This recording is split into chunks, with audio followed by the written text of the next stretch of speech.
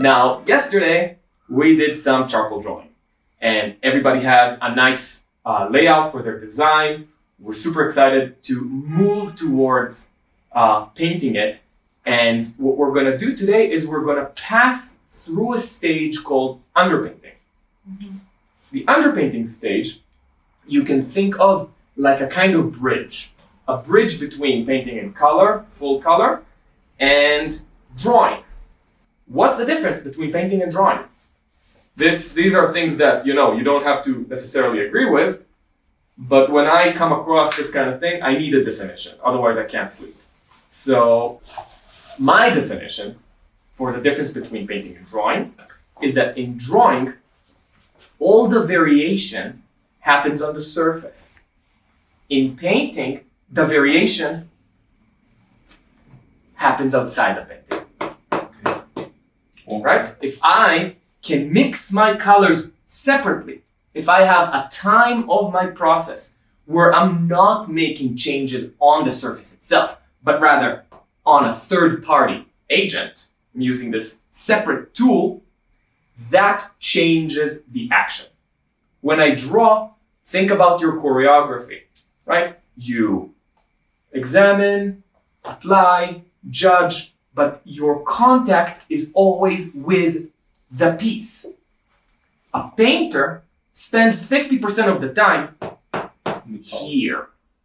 Now, people don't think about this, and because they don't think about this, and because they all come from some kind of background in drawing, the biggest mistakes that amateur painters make stem from spending too much time on there and not enough time here.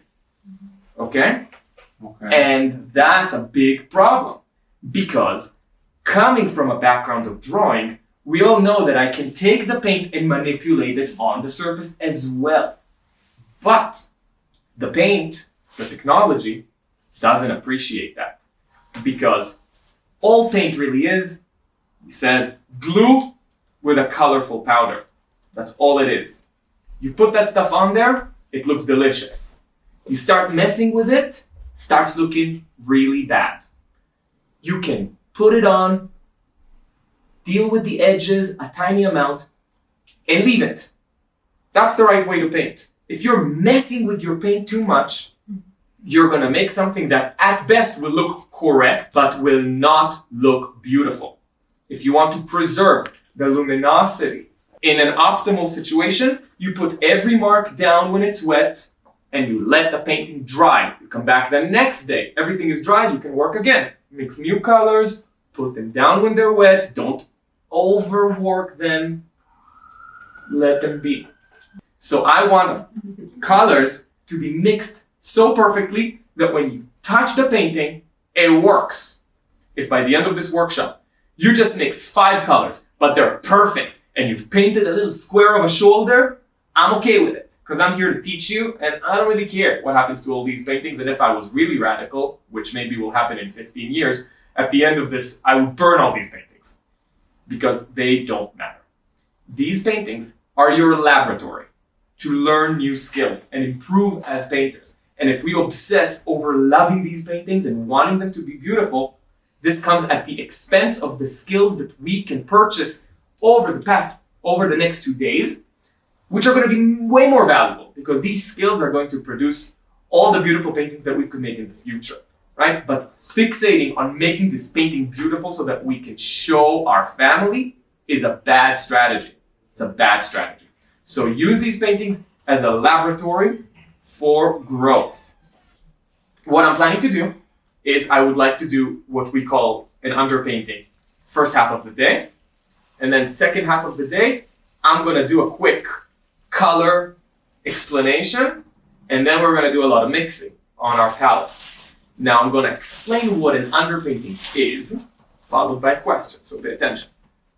An underpainting, similar to what we've done yesterday, is a way of mapping the design. Further, we can improve on the map. Something with bad proportions, bad values, and bad edges could still be a beautiful painting if it has good design. And design is shapes. right? Proportions is a subset of the larger issue of shape. It's the shapes that make the figure look correct. That's a small amount of the shapes that we deal with. Proportions don't include the shape of the background. Proportions don't include all the shapes of the frame, right? The shape of the frame is not proportions because it doesn't deal with the figure. So when I say shape, I include proportions in that, but I'm talking more holistically about how we take a two-dimensional surface and carve it up so that it's interesting to look at. Okay, so that was our goal yesterday, to focus on the shapes. We did a little bit of values, but in a more binary way, right? We have the darks, the lights, and that's pretty much it. When we use paint in order to make our map more sophisticated, we can start exploring values a little bit deeper. If I only have one pigment, I'm not making variations on the palette. Totally. If I am making variations by adding more or less of a material, more umber, darker, less umber, lighter, that's drawing. In drawing, you have a perfect correlation between amount of stuff, quantity of material, and value impact. They are inseparable. I can't put a little umber and make it dark. Doesn't work, right? Okay. That means it's drawing. We're going to be drawing in paint, okay? This in complete separation with what we're going to be able to do once we actually start mixing on the palette. Because once we start mixing on the palette, I can create my value differences and then decide how much I want to put. I can mix a color perfectly and decide, for my design, I want to put it thin. For my design, I want to put it thick. For my design, I want to put it textured. For my design, I want to put it smooth. And it's not going to influence not the value, not the color. So this is the point where we step from drawing into painting. It doesn't have anything to do with liquids. It doesn't have anything to do with all those things. It has to do with whether or not I can disassociate and detach the properties of value or color impact from amount of stuff applied to surface. Mm-hmm. And then this points to a concern that I have with a lot of how is that they're still in that drawing subset, right? They are like, they mix a color, it's imperfect, but by working with transparencies, if you're laughing, you may know what I'm talking about. By working with transparencies, they adjust the values and the colors and the everything in how they spread the paint around or how they put some liquid in it and create variations, right? That's not the basis of painting. That's called drawing with color or drawing with paint, but it's not painting. It's not painting. You could add that as a decorative effect or as some specialized techniques like glazing, which are a tiny subset of the important techniques. That would be like 15%, and that 15% we're closing in a box. They are not important. They are not the key. The key is to understand that when you draw, you create variations on the surface by adding more or less of one or a few pigments. But the quantity is what matters. When I work with charcoal and white chalk, more white chalk, lighter. More charcoal, darker. Okay. When I paint, that's not what I'm doing. When I paint, I make all my variations perfectly on this third-party agent. Mm-hmm. And then I have the liberty and the responsibility to determine how much of any particular agent I need on my painting to make my design successful. So I'm going to start with a demo of the underpainting technique. And remember, I want to be done with this before lunch. Done. Okay? Yeah. We have in our underpainting, it's useful to have what we're talking about first and foremost is we're trying to expand our value range. What will sienna give us? Less than charcoal. Why would we do it? It's light. Then also, we're trying to create a foundation on which we can work with color. If we do something that has too much of a color note, too much of a color impact, it's going to stand in our way. It's going to stand in our way. We should optimally be using something dark and relatively neutral that we can use to expand our value range. Also, another very important property is that it needs to dry fast, but sienna is okay for that. Sienna dries very fast. But the underpainting pigment that you choose, I've seen people do underpaintings with alizarin. And that's a horrible idea. Alizarin doesn't dry for days. For days. It doesn't matter if you like crimson red. I like crimson red. But we are craftsmen. We're dealing with chemistry. If you get used to working with either burnt umber when you want it more neutral or raw umber when you want it more neutral, or burnt umber when you want it a little bit more orange, this can take you 98% of the way to any painting you want, okay? So if you catch me over here and tell me, Ken, there's a subset of 1.5% of painters that do something really different for a really specific purpose, I could stand here for 4 hours and explain it. But because we're on the clock, I want to give you the techniques that are most applicable for the widest scope of projects. So to all the things that I'm telling you and advising you to do today, yes, there are exceptions. But focusing on the exceptions is like what people do late in their dorms in college. Yes, it's fun to talk about all the philosophy, but the meat and potatoes are here, okay? That's the key. And notice that what I have here, it was difficult to create separation between these two values before. Okay, so here's what I'm discovering. This turpentine is very strong, so I need to use much less of it. And this will depend on the surface that you're using. Because I am using a surface that's very smooth, I may not even need the turpentine at all, because it's very easy for me to spread the paint around and create the transparency even without the turpentine. And that's because my painting surface is super duper smooth. So for most of you, this is not going to be possible. So you're going to end up using more turpentine than me, and that's perfectly fine. Don't worry about it. Okay, so right now what I was able to do is I was able to create a value distinction that I could not do with the charcoal alone. Right? I couldn't do it. And now it opens up the door for me to express more and to make my map better, more explanatory, more sophisticated. And I'm actually really pleased that I can do this without turpentine, because it gives me more control. Turpentine is, it makes your paint really liquid, and by making your paint really liquid, it becomes harder to deal with. I want to block out the background,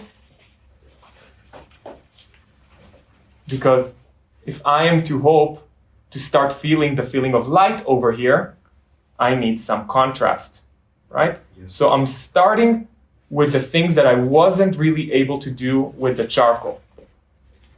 And for this, I'm going to use some more turpentine. At this point in the game, I'm a little bit regretting that I chose to use the burnt umber and not the raw umber, especially because of the background color. But I'm going to stick by my decision, because I don't want to switch pigment now and clean it and do a whole shebang. But for any of you, this is I've tested the ground, and I tend to think that perhaps the raw umber is a better choice, and that's why I am the guinea pig over here. Yeah, because for everything that's happening in the figure, I think both of them could work well. But for the background, I think the more neutral one will be easier. And for this, are you working with straight lines, or I'm not working with lines? That's a nice question. I'm working with shapes, okay. Right? I'm trying to look at what does this shape look like, and that is my guiding principle. I'm trying not to use lines, but if I were using lines, which is an okay thing to do, then yes, I would be using straight lines. I'm always using straight lines. Okay, thank you. And when I'm trying to create something that is more curvy looking, yeah. I don't curve my lines. I just put more straight lines in quick succession. Does that make sense? Yeah. If you look very close up at a series of straight lines, think about pixels, right?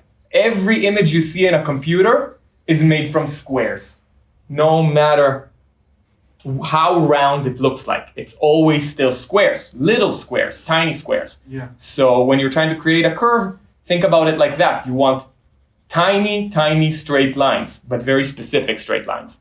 Curves are the enemies of precision. And my goal for this underpainting is to make it explode with light. That's what I want. I wasn't able to do this with the charcoal alone because the charcoal is just not built for it.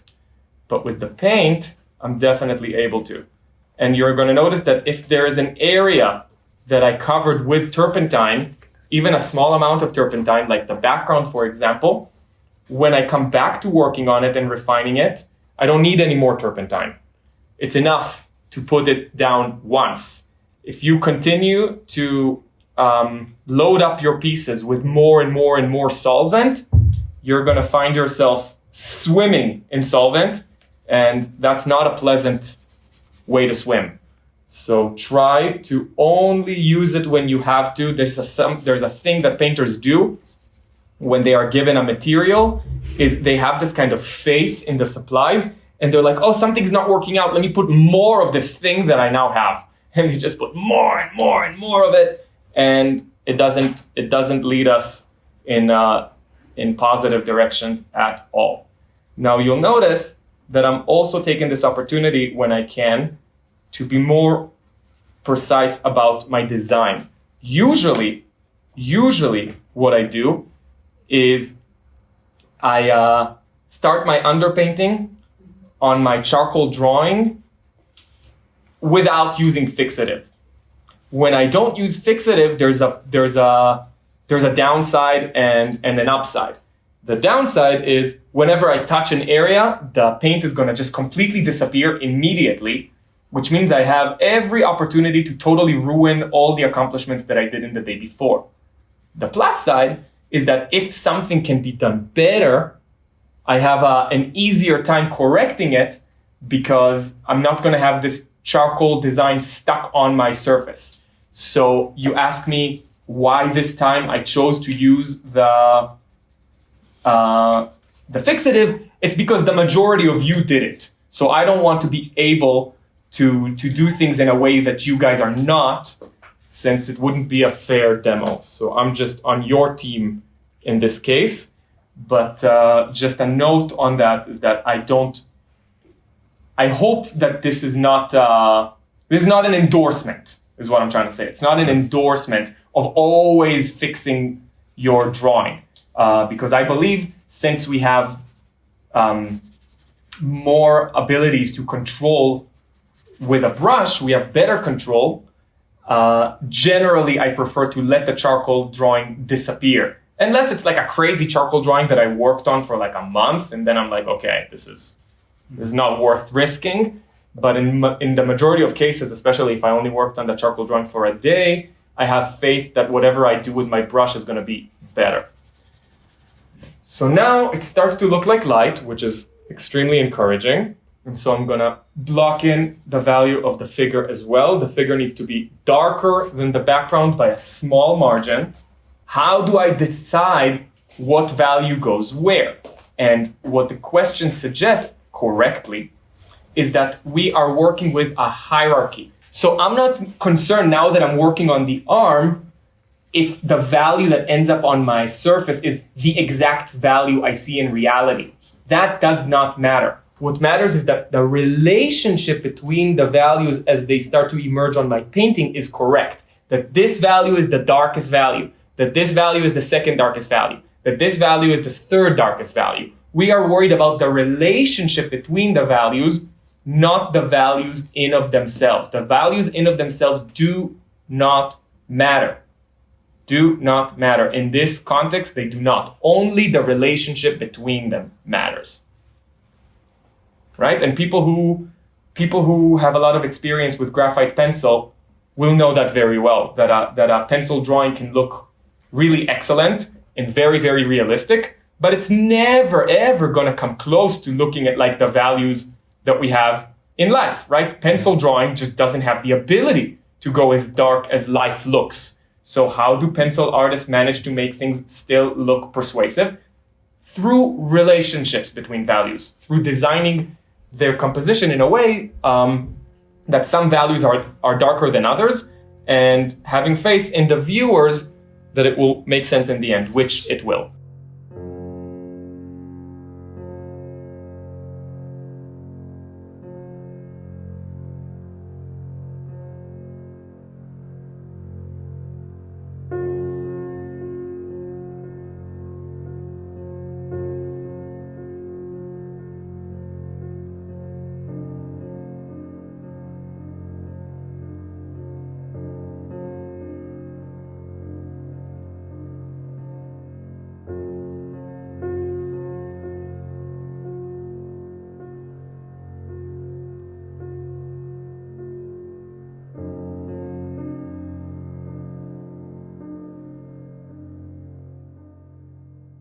yes, if you ask me what's more important, proportions or design, I would say design. But I don't think it's a choice that you have to make. I think you can have both. I know you could have both. And I would advise you to get both. But if you could choose one, I would choose design. But what I'm trying to do is, I'm not trying to tell you which one to choose, as much as I'm trying to tell you that if you get the design right at the beginning, you can you can figure out the proportions.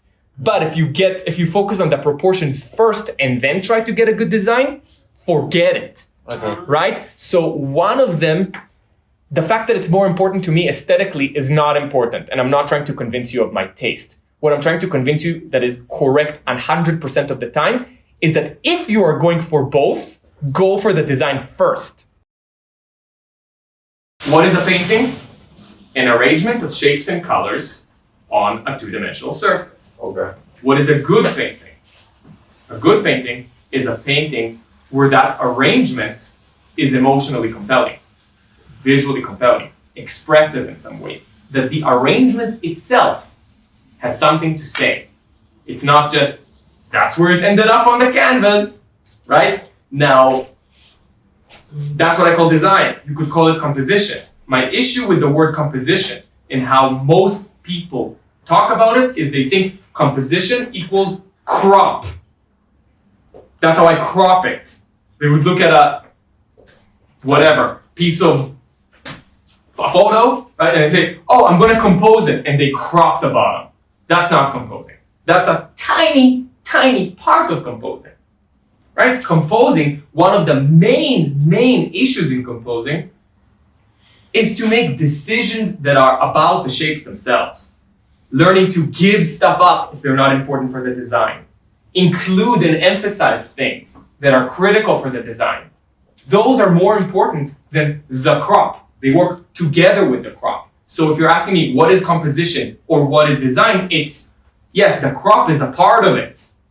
But the idea of how these shapes are going to come together, for example, when we were talking yesterday about the yin and yang, this idea is not in the crop. The crop can support it. The crop can hurt it. The crop is a big, important factor in it. But if that is our idea that we're trying to pursue, and I'm not telling you that you have to, but just as an example, because I brought everybody over to take a look at it, if my idea is to emphasize that yin and yang relationship, then as part of my composition, I will need to make decisions like make the eye simple. Make the eye simple in order to build on my visual idea of the yin and yang is not a question of the crop. Okay. So the right way to think about supplies in general, and everybody should be listening to this, is there is not one way to use supplies. Mm-hmm. There is, I'm trying to create a visual effect, and then I need to use the correct supplies that get me there in the correct conjunction. Meaning, if this painting was done on a surface that was more absorbent, I would use more turpentine. Yeah. If this painting was done on a surface that is more textured, I might have needed to use different brushes. Yeah. You understand? So if I just try to make a list, this is the amount on this kind of thing, what you're gonna do is you're gonna do two things. Waste your time and get no results. What you wanna be focused on is how does it look? What I need to do is I need to touch my canvas and see how does it behave. Okay. This canvas, as soon as I touch it with turpentine, starts to drip. Okay. I don't like the drip. So that means to me immediately, and my first move on the painting, I used a lot of turpentine, I put it on and I was like, this is not gonna work. Okay. So I started using less. So what I'm trying to advise is be sensitive to how your surface behaves and does it do what you want it to do. Respond by making adjustments once you see the visual effect that's created. Okay, so now I have a kind of blocked out situation and I'm gonna try to express a few things that I consider important that I couldn't really express with the charcoal alone. And I don't feel the need to use any more turpentine because the paint is moving around in a way that's easy to control. And that's what I'm going for. I'm going for, is the paint easy to control or not? And by control, I mean two things. Can I articulate different amounts when I need them? Make it darker, make it lighter, spread it around. If I can do that without turpentine, why would I ever use it? Because, it's a toxic material. I'm not like enjoying it or anything. It just is here to serve a purpose. It's here to serve a purpose. And so if I don't need that purpose served anymore, the turpentine becomes less important. For example, if I'm going to try to work on this edge right now, I just dry my brush and I take the paint that's already here. Okay. And I can control my edge. On a different paper, that goes back to our question, maybe I wouldn't be able to do that, right? On a very textured surface where the paint is not sliding around as easily, maybe this would not be possible.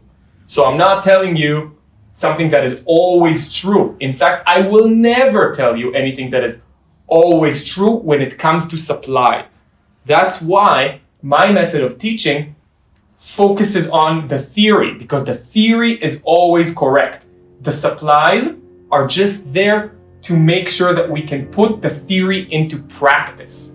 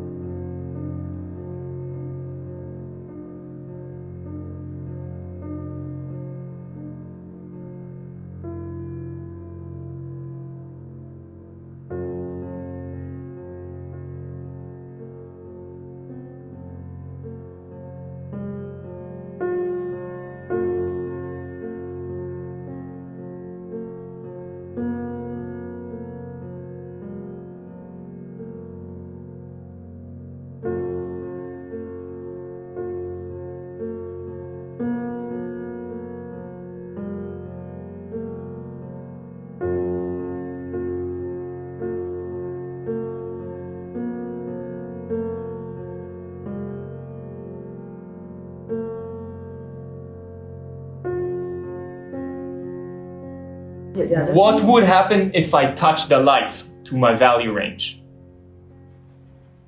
Values disappear. My value range is going to get narrow, right? Because my paper is the lightest value that I have with this particular set of ingredients. So if I mess around with it, I'm going to be losing more values than I gain. So by not touching the lights and allowing them to glow, I am maximizing the amount of values that I'm going to have to work with in the process of this painting. But that depends of your subject or the painting you're going to do. For example, if you want to paint something that the light it's more dark. The light is more dark, okay. Yeah, you need to use more oil in that part. Or Never oil. Never oil. Are you talking about turpentine? Yeah, or put some paint in the lightest part, or the part of the light. Let me think about that. If you want, okay, I have to think about this because this is an extremely advanced question. You're telling me that in a particular case, you might want to have a narrow value range on purpose, right? That's the question. Yeah. Yes? Right. Oh, okay. So in that case, yes. But I would strongly advise against it because values are one of the key ways that we have to make our painting compelling and attractive. It's kind of like telling me, which I tried to do once, can you cook without salt? You can, but it's gonna be really hard. So I'm like obsessed with health and things like that. So I tried for a few months to cook without salt and it's hard, super hard. Yes, you can paint a painting with purposefully limited values, but good luck. Good luck. Okay. Think very carefully before you limit yourself because the technology of painting is already pretty limited. You know, we can't,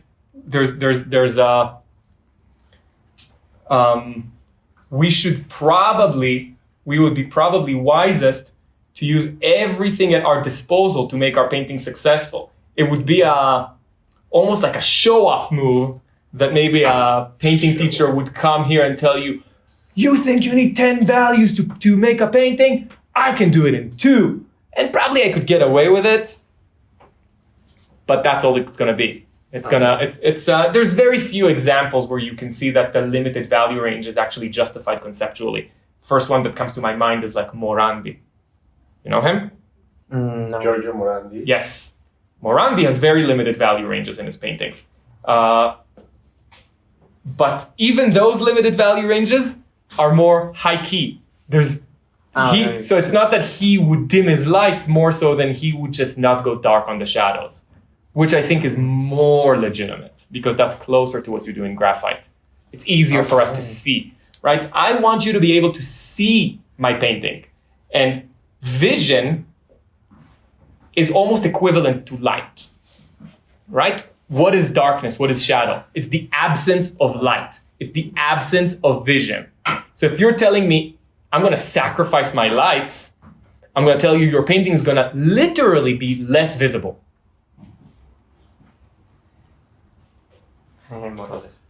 Squinting, still applicable. Here, what I'm seeing that's annoying me is that the difference seems bigger than it is when I look. So I'm gonna go a little darker here. I don't want to draw too much attention here. So by not wanting to draw too much attention here and making this dark, I am still composing. Okay. This is still part of composition. It's still part of design, right?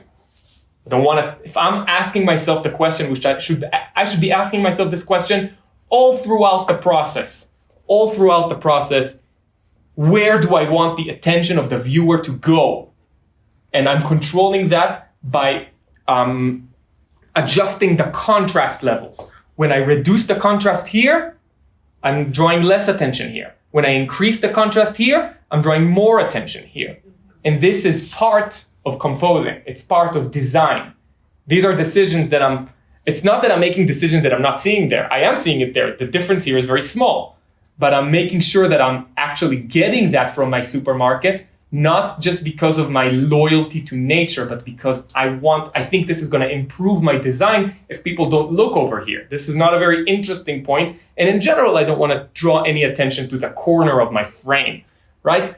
But it doesn't mean that it has to be this way. Like if there wasn't that color of a wall behind her, there might have been more contrast there. And if there is more contrast there and I can't find a way around it, maybe my crop will be different. Maybe I would crop it so that this is not so dangerous. And so adjusting the crop, adjusting the values, adjusting the attention, adjusting the contrast, all of this is part of design. All of this is part of composition. Okay? Okay.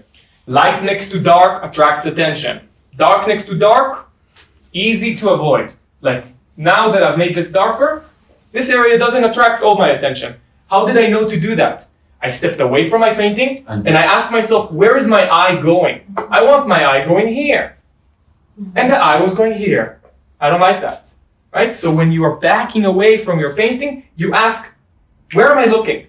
Where am I looking? Where do I want to be looking? You make the changes in order to make sure that the eye goes where you want it to go.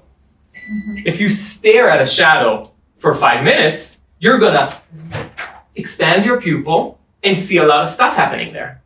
If you stare at a light for 5 minutes, your pupil's gonna contract, let less light in, and then that beautiful glow that you saw at the beginning is not gonna start to look like a glow anymore. You're gonna start to see all this information, all this detail, all this, because your eye does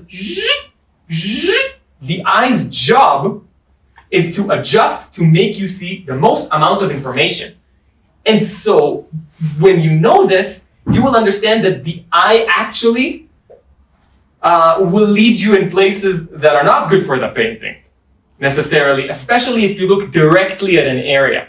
So if I look directly at this, I'm gonna start to see differences, because that's what my eye does. When I look directly at something, all the differences open up biologically. I don't need to see, to paint this how it looks when I look at it. I need to paint this how it looks when I look here. Right? Yeah. When I stare here, this stuff looks the same. If I look at this, wait 1 second. If I look at this stuff looks the same. If I look at this is going to look very, very different. So be careful when you zoom into an area with your observation. You have to, when you're composing and designing, that's why I say squint. When you squint your eyes, you prevent this dynamic property of our eye, and you keep it fixed on the broad vision of the whole. This broad vision of the whole matters a lot.